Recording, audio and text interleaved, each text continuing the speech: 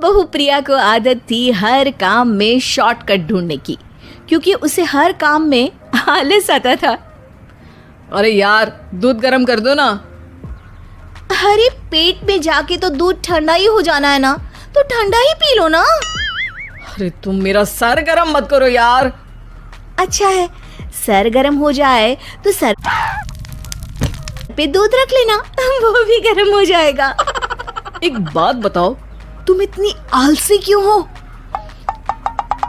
अरे बोलो ना, इतनी आलसी क्यों हो? प्रिया, जवाब दो। जवाब देने में आलस आ रहा है।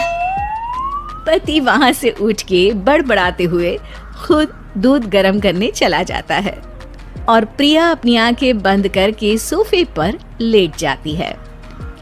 प्रिया की इस आदत का घर वाले सबको पता तो था ही, अब तो बाहर वाले भी उसको आलसी बोलने लगे थे। अरे बहू सुन ना, एक गुड न्यूज है। क्या माँ जी, आप सब कुछ मेरे नाम करने वाली हैं क्या? अरे बस तेरा दिमाग पैसों में ही लगा रहता है। माँ जी, आपको तो पता है कि मैं गांधी जी की कितनी बड़ी फैन हूँ, और गांधी जी तो नोट पे ही मिलते हैं ना, इसलिए पैसों के अलावा कहीं दिमाग ही नहीं रहता। वैसे गुड न्यूज क्या है? अरे गुड न्यूज ये है कि मेरी कुछ सहेलियां आने वाली है। हैं? ये भी कोई गुड न्यूज है क्या? जब भी आपकी सहेलियां आती हैं, मेरे किसी न किसी काम में खोट निकाल के जाती हैं।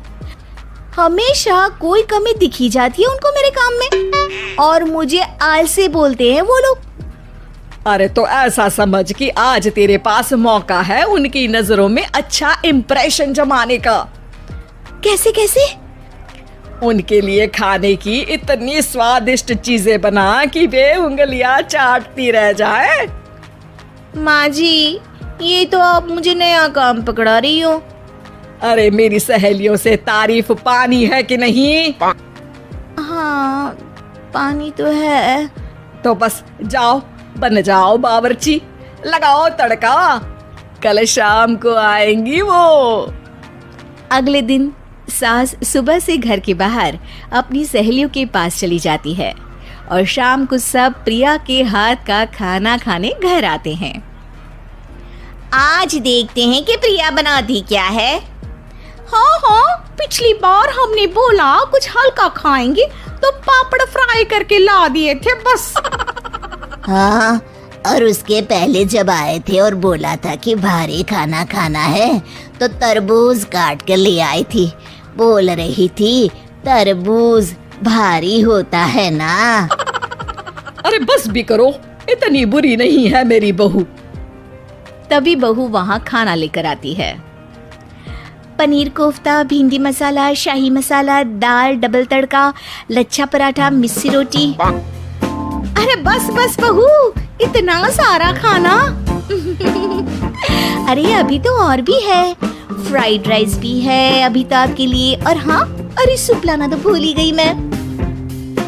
अरे लगता है पिछले बार की कमी आज पूरी कर ही देगी बहू। हाँ हाँ, आप खाइए तो। हाँ, खाएंगे तो सही, इतना खाना बना तो दिया है, अब देखना भी तो पड़ेगा ना कि बना कैसा है। हाँ हाँ, लगा ले भोग खुद को। खाना चखते ही तीनों सहेलियां प्रिया की वाहवाही करने लगती है। अरे शानदार, जबरदस्त, जिंदाबाद, मजे आ गए प्रिया। प्रिया की सास भी कमाल है, बहू को क्या जायकेदार खाना बनाना सिखाया है।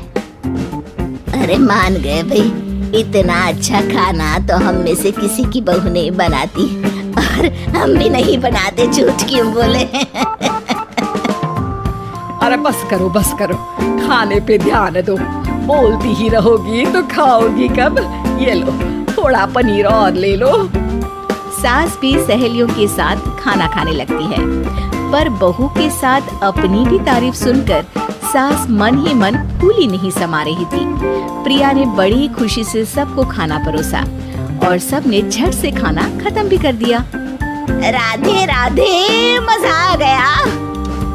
और थक गई खाना खाते खाते, अब बस बिस्तर लग जाए मेरा। अब तो जब भी मेरे घर मेहमान आएंगे प्रिया को ले जाया करूंगी खाना बनाने के लिए, मेहमान भी खुश हो जाएंगे।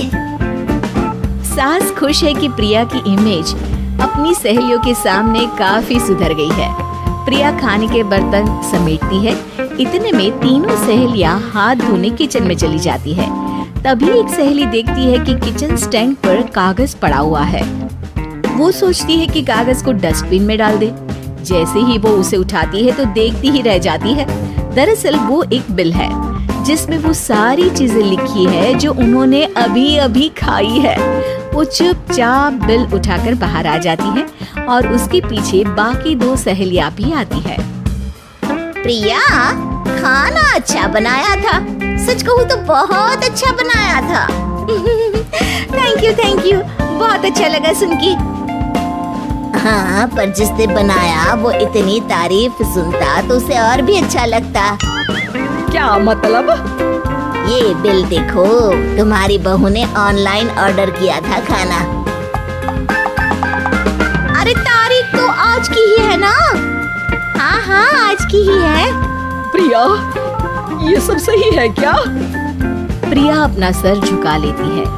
सास सब समझ जाती है कि बहू की चोरी पकड़ी गई है।